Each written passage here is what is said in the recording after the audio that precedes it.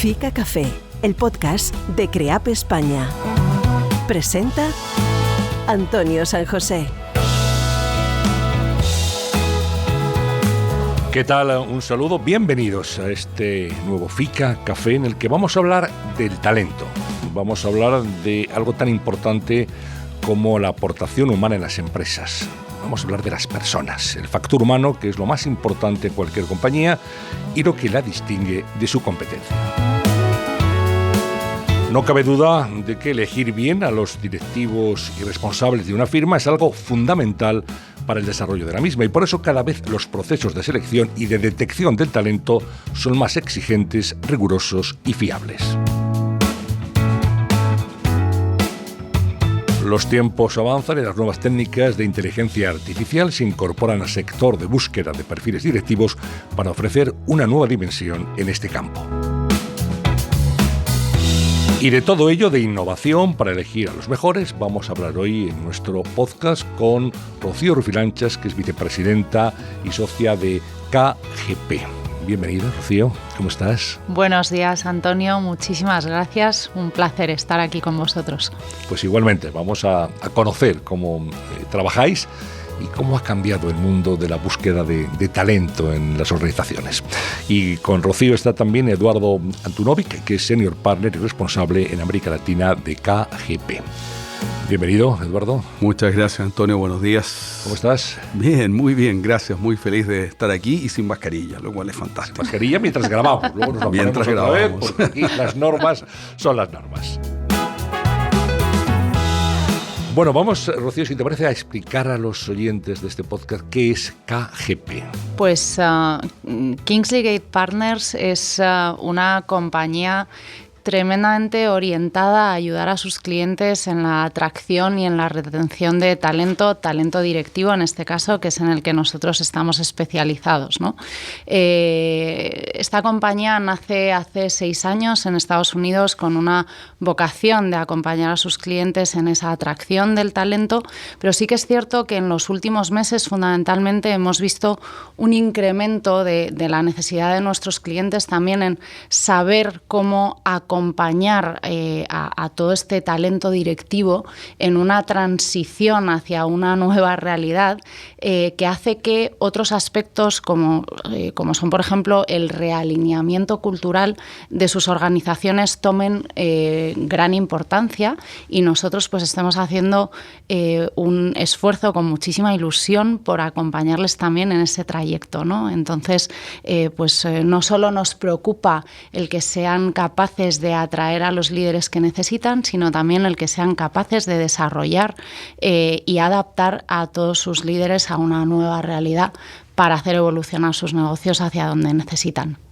Eduardo, 6 años de vida de la compañía. ¿En cuántos países está presente? Hoy estamos en 20 países, 25 ciudades.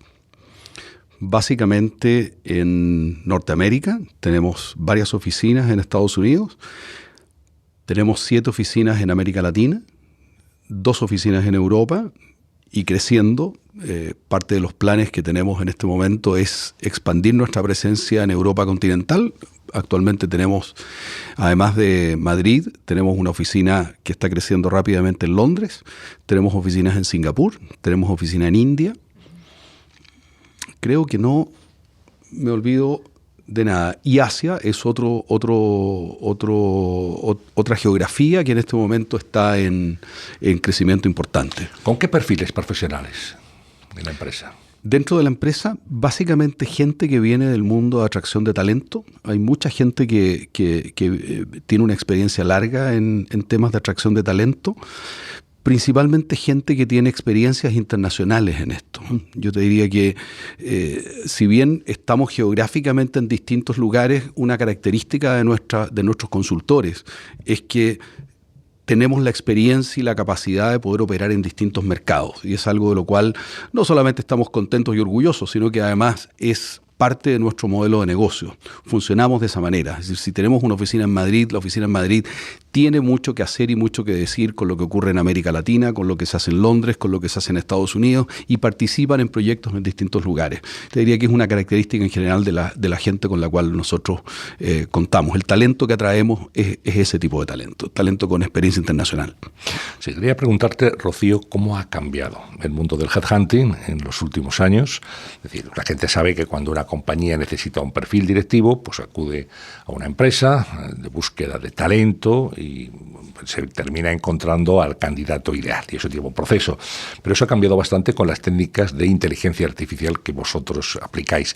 ¿Cómo es? ¿Cómo ha cambiado y cómo se trabaja ahora? Efectivamente ha cambiado, y ha cambiado muchísimo, Antonio, y por suerte, porque es verdad que era una profesión que llevaba muchos años sin prácticamente evolucionar. Sí que es cierto que seguimos manteniendo muchas cosas de la metodología tradicional, que lo que hace es garantizar una cercanía y un entendimiento muy profundo de nuestros clientes, pero también de las necesidades de los candidatos con los que nosotros trabajamos, ¿no? Que al fin y al cabo van a tomar de nuestra mano una decisión muy importante con respecto a sus carreras profesionales. Entonces, ese factor humano es fundamental. Lo bueno es que tenemos la tecnología para ayudarnos en este proceso y para hacer nuestro trabajo todavía más eficiente. ¿De qué manera? Pues tenemos una plataforma tecnológica propia en Kingsley Gate, que lo que nos permite es no solo utilizar la tecnología para la identificación de candidatos, que también, pero eso no es una novedad, es algo que ya existía. Sobre todo, lo que hemos hecho ha sido desarrollar nuestros sistemas para que nos permitan mayor eficiencia, en el sentido de garantizar una mayor probabilidad de encaje entre el directivo y la cultura de la compañía a la que se va a trasladar. Este era un punto que preocupaba y que preocupa cada vez más a las compañías, y es que uno de los factores fundamentales de no éxito en las transiciones profesionales de directivos era precisamente esto. Normalmente es relativamente fácil a esas alturas de una carrera saber si una persona está capacitada desde el punto de vista de conocimientos y de experiencia. Era más difícil testar la parte de encaje cultural, y para eso es en lo que lleva Kingsley Gate Partners años ya trabajando, y muchas inversiones realizadas en tecnología para intentar aumentar al máximo las posibilidades de ese encaje. Y luego, por otro lado, nuestra plataforma tecnológica lo que nos permite también es mantener una relación tremendamente transparente y fluida, tanto con clientes como con candidatos. Y entiendo que además el proceso se acorta también. Efectivamente, o sea, la tecnología... Con los beneficios económicos que eso supone. Absolutamente, claro que sí. Lo que nos permite la tecnología es reducir los plazos, y bueno, la estimación es que reducimos los plazos habituales de proceso de búsqueda de un directivo en torno al 30%. Sí, logras dos cosas. Logras reducir los plazos, que es muy importante, pero también logras ser más preciso. Claro, sí, sí. Y eso finalmente, junto con la reducción de los plazos, se traduce en una ventaja económica para las compañías, no hay ninguna duda de eso. ¿Y cómo la aplicación, Eduardo, hace el match, si me permitís la expresión, entre la cultura empresarial a la que se refería Rocío, que cada empresa tiene la suya, por cierto, ¿no?, y ese directivo que se está buscando y que tiene que incorporarse no solamente con conocimiento y con experiencia, sino también participando 100% de esa larga trayectoria de la compañía? Rocío sabe más que yo del tema, pero sí te voy a dar un primer enunciado. La cultura tú la puedes de alguna manera describir a través de ciertas características que ella tiene. Y lo que hemos hecho en una de las herramientas de desarrollo tecnológico que tenemos y en la cual hemos invertido mucho es ser capaces de predecir cuáles son las características de distintas culturas. Y hemos desarrollado una herramienta que es propia, es una herramienta nuestra que se llama Athena, que lo que hace es definir cuáles son esos elementos y esas características de la cultura, a partir de la cual, una vez que tú logras definir cuáles son esas características de la cultura, puedes aplicar la misma herramienta a distintos líderes o ejecutivos y ver si tienen esas mismas características y si para ellos también son importantes en sus motivadores personales, porque esto tiene que ver con qué te motiva a ti respecto a cómo funcionar, cómo trabajar, en qué ambiente puedes ser más eficiente, más productivo. Eso es lo que hacemos básicamente. Yo te diría, en esencia, medimos las características de la cultura de una compañía y hay una metodología para hacerlo. Es algo que se hace además muy basado en tecnología, online, etcétera. Y hacemos lo mismo con los ejecutivos. ¿Es 100% preciso? No. Pero sí te acerca mucho. Te acerca mucho y cada vez, obviamente, porque estos sistemas van aprendiendo de la información que se va recolectando, vamos siendo más precisos en la capacidad que tenemos de predecir. ¿Y cuáles son esos elementos generales, más o menos, que definen la cultura de una empresa, Rocío?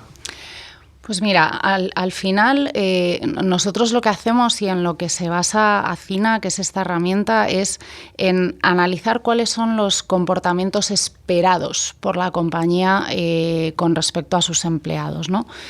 Cuáles son esos comportamientos del día a día que la compañía piensa que le van a llevar al éxito. Si nos situamos ahora en era post-COVID, ¿no? Que yo creo que es en lo que están pensando absolutamente todas las compañías.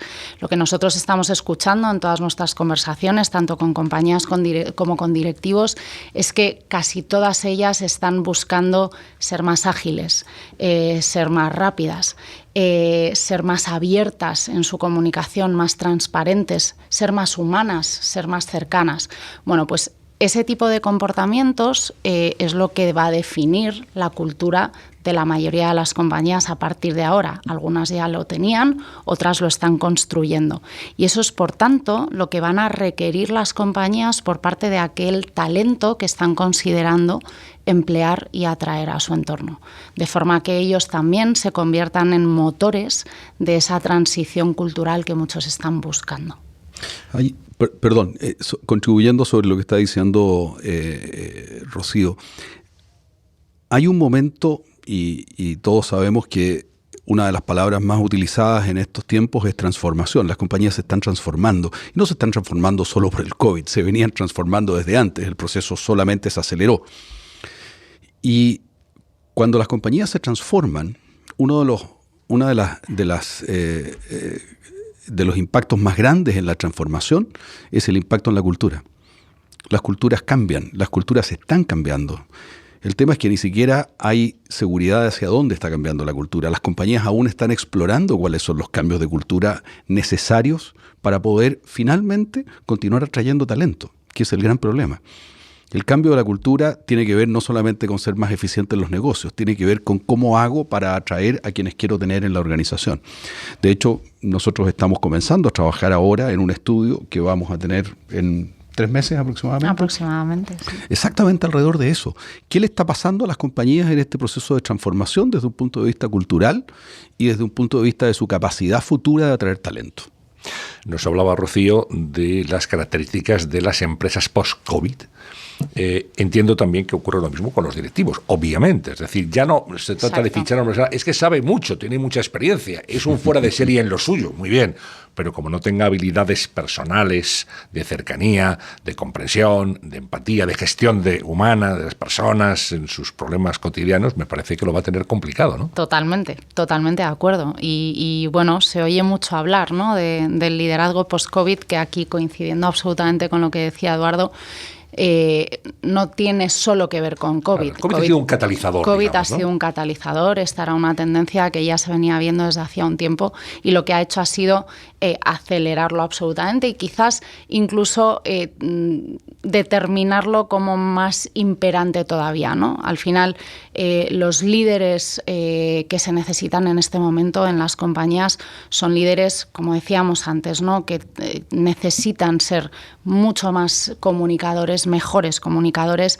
y además con una tipología de stakeholders tremendamente variada y tienen que aprender a llegar a ellos con más humanidad, con más cercanía, con más transparencia, pero también tienen que ser líderes que tienen que saber moverse muy bien en entornos tremendamente inciertos. Y aquí ligo de nuevo con lo que decía Eduardo. No sabemos lo que nos viene y cada vez lo sabemos menos. El pensar hoy en día en planificar a largo plazo, como hacíamos hasta ahora, es absurdo, es ridículo, ¿no? Si planificamos a 3 meses y a 6, ya vamos bien, ¿no? Hablar de plazos más largos es casi, bueno, vamos un absurdo. Bien y con incertidumbre. Y con incertidumbre, efectivamente. Entonces, esa capacidad de absorber y saber gestionar la incertidumbre es tremendamente importante y la capacidad de liderar ellos el cambio y de saber inspirar, porque ya no es dirigir, ya cada vez menos hablamos de directivos, cada vez más hablamos de líderes. El saber inspirar esa orientación al cambio y ese movimiento hacia lo nuevo, lo desconocido de todos sus equipos es fundamental. Qué importante es la inteligencia emocional, ¿verdad, Rocío? Desde a la hora de liderar, no de dirigir. Esto ya se acabó el ordeno y mando, ahora estamos en otro escenario, ¿no? Efectivamente, la inteligencia emocional es importantísima, pero tampoco nos olvidemos de otras cosas más hard, como decimos en el lenguaje de recursos humanos, ¿no? También es muy importante líderes que sepan trabajar de forma tremendamente analítica, con una orientación al dato muy fuerte. Al final, hoy en día contamos con una grandísima ventaja y es que tenemos mucha información, quizás excesiva información. Saber utilizar toda esa información con criterio y luego aplicándole también esa emocionalidad que vemos que es necesaria es muy importante. Y por otro lado, también líderes que sean capaces de llevar una gestión financiera distinta de los negocios, ¿verdad, Eduardo? Lo comentábamos esta mañana tomando un café. Sí, al final tiene que ver con flexibilidad, manejo de la ambigüedad, pero también modelos distintos, modelos de asociación diferentes, modelos de capital distintos de las compañías. El sistema tradicional de una compañía financiándose siempre de la misma manera, yendo al banco a pedir un préstamo, no necesariamente es como va a funcionar. Hoy día tienes una serie de actores de fondos de inversión, de fondos secundarios de inversión, tienes modelos incluso en algunos lugares público-privados. La cantidad de modelos diferentes de asociación que surgen y que te afectan al capital, te afectan a la forma de la propiedad de la compañía, son importantes y no necesariamente son malos. En el fondo tiene que ver con cómo me adapto a esas nuevas realidades y es un aspecto importante, así como tienen que tener estos líderes una capacidad de ser empáticos, asertivos y cercanos y capaces de relacionarse con cualquier stakeholder, no solamente los internos, sino también los externos, el entorno, el medio ambiente, el regulador, etcétera. También tienen que tener esta capacidad de manejar datos y manejar temas financieros complejos. Los temas financieros se van a complejizar, dejan de ser los tradicionales y es parte de las habilidades que los líderes tienen que ser capaces de manejar, no de ser expertos en finanzas, no se trata de eso, pero sí tener un entendimiento de cuáles son las opciones en el mercado, al igual que lo que ocurre con la tecnología. No necesitamos hoy día líderes que sean expertos en tecnologías, pero que sí sepan qué se puede hacer con ella. Escuchas Fica Café, el podcast de CREAP España. Hablábamos antes de directivos y como señaláis, ahora tenemos que hablar de líderes. O sea, este es el cambio, ¿no? Del directivo tradicional al líder inspirador, líder motivador, líder cercano, honesto, transparente. En ese sentido, ¿tenéis medido, Rocío, cómo afecta la diversidad de género en la productividad de las empresas?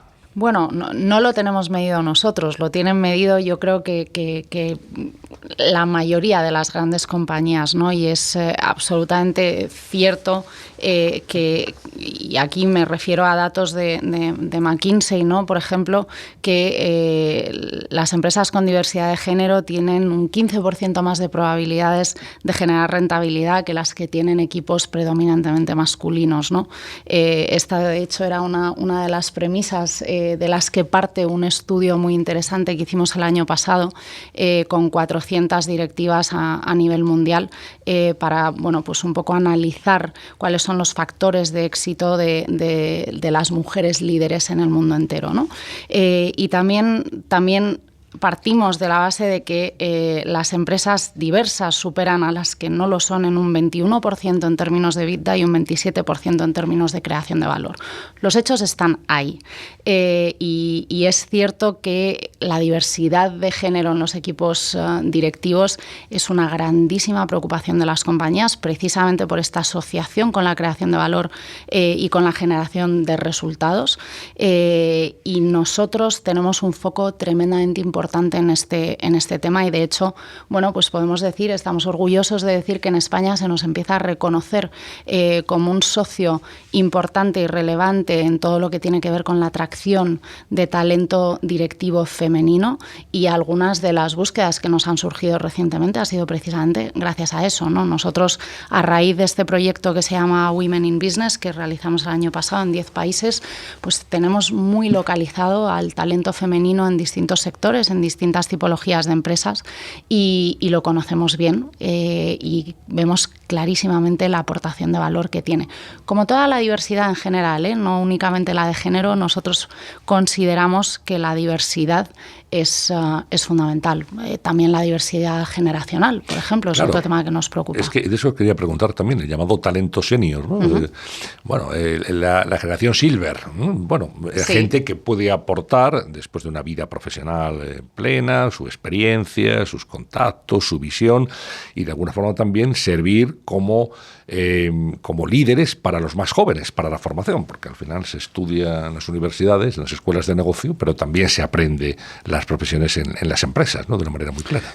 A ver, hay una tarea, yo no diría que es una tarea pendiente, es una preocupación que está presente en sociedades, en varias sociedades donde las poblaciones se están haciendo mayores y donde no necesariamente está todo el talento disponible que necesitan. En algunas de estos lugares, definitivamente el talento senior fue quedando fuera de las organizaciones. Eso es una realidad, no hay duda, y se ha escrito mucho al respecto. Pero hoy día existe una mayor apertura a que ese talento senior pueda ser considerado para apoyar a estas organizaciones, especialmente en momentos de cambios como estos, especialmente en momentos en los cuales se requieren ciertas capacidades de liderazgo algo diferentes. Hay una preocupación, yo te diría, no está tan resuelto aún, porque hay incluso ciertas situaciones legales en algunos países que podrían afectar, pero existe una preocupación y se está discutiendo el tema con mucho más frecuencia de lo que se podía discutir hace un año atrás, digamos. Creo yo que está muy encima de la mesa. Esa diversidad generacional, que la suma de gente joven con una visión distinta, evidentemente muy actual, con aquellos que han tenido ya una experiencia previa, creo que puede ser una fórmula de éxito para las compañías. Totalmente, como siempre, ¿no? Al final la diversidad de visiones y de forma de afrontar las distintas situaciones genera valor, eso es así. Concretamente en España, un país de los más longevos del mundo y con una población senior bastante elevada, esto es un tema que cada vez toma más relevancia. Yo creo que empieza a estar en la agenda de muchas grandes compañías. Estamos viendo muchas iniciativas en ese sentido. La inclusión de estas generaciones senior se está convirtiendo en un eje fundamental y de hecho empieza a ser una preocupación de los accionistas y algo que tiene un impacto en la apreciación en cuanto al valor de las acciones de las compañías, y esto va a obligar obviamente a que las compañías pongan el foco en ello. Pero totalmente de acuerdo, o sea, al final la aportación de valor de unos y otros es diferente y lo que deben hacer las compañías es darse cuenta de esa suma, ¿no? Que al final es lo que va a marcar la diferencia en cuanto a resultados y en cuanto a rendimiento de la compañía. Es que termina siendo la gracia de la diversidad. Si la diversidad no es por ser diverso simplemente, es porque las compañías se dan cuenta que en la diversidad hay un valor mucho mayor en el intercambio de experiencias, de visiones, de realidades diferentes. Al final tiene que ver con eso. Y las organizaciones se estaban quedando con una cantidad de talento muy experimentado que lo estaban perdiendo. Uno de los problemas que tienen las empresas de una manera tradicional es la movilidad de los directivos, ¿no? De hecho, la saga fuga de los directivos que van de una empresa a otra. Cómo retener el talento, cómo evitar que alguien, pues se fije en uno de tus directivos y te quite una parte importante de tu propia cultura empresarial, ¿no? ¿Esto cómo se puede conjurar? Pues mira, Antonio, esto es un grandísimo reto, ¿no? Y de hecho estamos viendo que cada vez lo es más. En Estados Unidos estamos viendo una fuga tremenda de talento y no necesariamente a otras compañías, a lo mejor se están yendo a sus casas, están haciendo replanteamientos vitales súper importantes, ¿no? Leía el otro día que hay 15 millones de americanos que han dejado sus puestos de trabajo en los últimos meses, y una proporción muy importante no ha sido por otro trabajo, sino que ha sido simplemente o porque han buscado una nueva fórmula de empleo por cuenta propia, o porque se están tomando lo que en Europa, en el norte de Europa, se llama un sabático para disfrutar de la vida después del susto que nos hemos llevado todos con COVID, o porque han visto las ventajas de pasar más tiempo en casa, ocuparte más tiempo de tu familia, y la carrera profesional pues ha pasado a otro plano, ¿no? Y en otros casos, obviamente, porque han surgido grandísimas oportunidades profesionales en otras compañías. Entonces, creo que ha llegado el momento de que las compañías, incluso compañías que hasta ahora eran tremendamente exitosas y tenían una reputación como empleador espectacular, están perdiendo talento, lo estamos viendo. Se tienen que replantear muy mucho su propuesta de valor, y su propuesta de valor ya no al empleado, su propuesta de valor al talento, porque lo que les tiene que preocupar no es solo el talento que ya tienen, sino que es el talento que quieren atraer para hacer frente a todos estos retos tan imprevisibles a los que se van a enfrentar en los próximos años. La propuesta de valor de las compañías está cambiando o tiene que cambiar, y para ello tienen que hacer un esfuerzo muy grande en conectar muy bien con sus empleados, en conectar muy bien con ese talento que está fuera todavía de sus compañías, pero que ellos necesitan saber qué es lo que les preocupa, qué es lo que les motiva. A lo mejor ya no todo el foco está en la compensación, el foco está en la flexibilidad, el foco está en tener autonomía, el foco está en que te preocupes por mi persona, por mi familia, por mi salud. Al final las preferencias, las preocupaciones de las personas evolucionan, y hay que estar en continua conexión con el talento para darte cuenta de qué es lo que hace falta. Y fórmulas que han funcionado en estas grandes compañías como empleadores, a lo mejor en este momento están fallando y están ganando la carrera a otros. Al final el tema de retención de talento, la fórmula es muy antigua y es siempre la misma. Tienes que entender lo que necesita el otro, tienes que entender lo que lo motiva, lo que le duele, lo que le ocurre. Y eso cambia, y cambia con el tiempo, y cambia con las generaciones, y probablemente la generación X tiene una necesidad distinta de los que somos baby boomers. Y así es, pero hay que ir a entenderlo. Y eso tiene que ver con la empatía de las organizaciones, la empatía respecto a la gente que necesita atraer. Claro, ya no todo es retribución. No todo es retribución. No, efectivamente. Por supuesto que no. Es importante antes aún. Se fichaba a golpe de talonario, y ahora parte de la retribución económica, que sin duda es importante, se demandan también otras cosas. Como esa es la mejor fórmula para que el talento no se pueda retener, es los talonarios. Es la mejor fórmula para perder talento, porque finalmente siempre hay otro que puede tener la billetera más grande. Claro.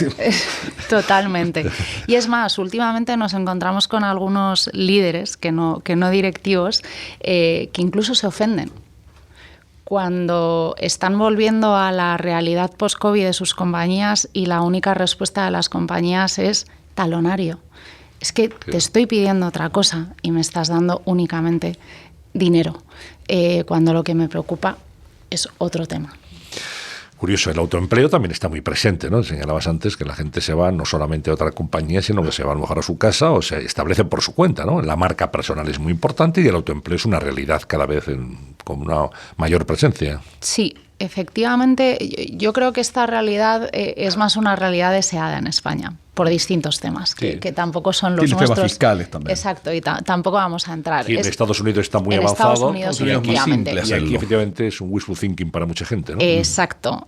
Sí que es verdad que son fórmulas que yo creo que van cobrando mayor relevancia, y ojalá así sea, porque será una salida interesantísima para todo ese mundo senior, por supuesto, pero no solo. También para los más jóvenes, también para aquellas personas que están buscando ese ese equilibrio entre la vida personal y profesional y esa flexibilidad, es una fórmula estupenda. Pero es verdad que yo creo que en España todavía nos queda un camino por recorrer para ponernos a niveles de evolución en ese sentido como los de Estados Unidos, que podría ser una referencia.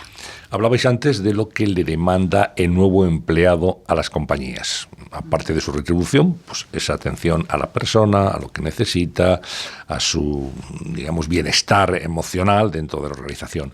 Pero, ¿qué es lo que le piden las empresas hoy, las empresas post-COVID, a los nuevos empleados? Pues es muy buena pregunta, Antonio. Yo creo que las empresas están pidiendo responsabilidad. Yo creo que COVID ha supuesto un reto muy grande para empresas y para empleados. Y durante los meses de confinamiento hubo una prueba de fuego, que fue que las empresas tuvieron necesariamente, porque no había otra salida, que confiar en sus empleados. Tuvieron que darles una autonomía que no estaban acostumbrados a dar.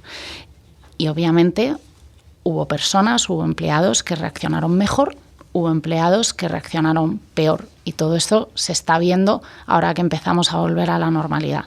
Entonces, yo creo que las empresas ahora, precisamente porque saben que a partir de ahora van a tener que seguir en esas fórmulas de confianza y de flexibilidad, lo que piden en respuesta es responsabilidad. Y si los empleados se comportan de forma responsable, todo lo demás vendrá dado y la respuesta de la compañía seguirá siendo en ese sentido. Ahora, si no hay un acto de responsabilidad, obviamente pues no podremos aspirar a que se consoliden todas estas fórmulas híbridas basadas en la confianza y en la flexibilidad. El trabajo, ¿no? Digamos. Por ejemplo. Nosotros estamos muy concentrados en el mundo de los líderes, que al final es gente ya con experiencia y gente que tiene responsabilidades por la conducción de las compañías. Y hay, si bien muchas de estas características pueden sonar un poco obvias, hay un tema que para las compañías pasa a ser mucho más importante en estas situaciones en las cuales los sistemas de trabajo son menos verticales, y tiene que ver con la actitud de dueño, con la actitud de accionista, con la actitud de responsable final de lo que le pase a la compañía. Y eso es algo que está cada día más presente en las demandas de las compañías respecto a los líderes que están atrayendo. Tiene que ver con esa actitud, porque finalmente entregas libertades que antes no entregabas. ¿Y la clave no estará en el compromiso de la empresa con el directivo y del directivo con la empresa y con los trabajadores en general? Desde luego, es absolutamente la clave, ¿no? Y yo creo que al final ese ejercicio de la responsabilidad en el sentido de hacer en cada momento aquello que es bueno para la compañía, al final se refleja, es la consecuencia, pero a la vez es la causa del compromiso, ¿no? Totalmente de acuerdo, o sea, es fundamental. Hay una última cuestión que yo creo que resume todo lo que hemos venido hablando en estos minutos. Las empresas tienen su marca, su nombre, sus intangibles, su trayectoria, su historia, en fin, sus clientes, stakeholders, todo lo que queramos, pero al final las empresas son las personas. ¿Es así? Es así, desde luego. Y yo creo que, por suerte, no somos los únicos que nos damos cuenta. Sí que es verdad que esto hace cada día más interesante y más ilusionante y más retador nuestro trabajo, porque al final nuestro día a día son las personas y el conseguir las mejores personas para las empresas. Pero todo el mundo lo está viendo, y los primeros los accionistas, que al final una grandísima mayoría, y muchos estudios hablan de datos por encima del 75%, la mayoría de los accionistas enumeran en primer lugar las personas, el talento de las compañías como principal generador de valor en el corto y en el largo plazo para las compañías. Yo estudié economía hace muchos años y me enseñaron que había 3 tipos de capital para las organizaciones: el capital humano, el capital financiero y el capital tecnológico. Y durante mis muchos años como ejecutivo me di cuenta que en general las organizaciones se enfocaban en el capital financiero y el capital tecnológico. Y creo por primera vez en estos últimos años que estoy viendo que el capital humano pasó a tener la importancia que realmente tiene. Hoy día es el capital más importante de las organizaciones, de eso no hay ninguna duda. Pues creo que es un corolario perfecto para todo lo que hemos venido tratando en este podcast. Muy interesante, por cierto. Muchísimas gracias a Rocío Rufiranchas. Ha sido un placer tenerte aquí, Eduardo Antunovic. Muchísimas gracias también. Gracias, Antonio, por la invitación. Hemos aprendido cómo son las empresas post-COVID, los directivos post-COVID, cómo se elige a los mejores perfiles para las organizaciones, y realmente es muy interesante y muy novedoso todo lo que nos han contado nuestros invitados. Gracias por la atención que nos han prestado y les emplazamos para una nueva edición de Fica Café, el podcast de CREAP España. Muchas gracias. Fica Café. Nos une la comunicación.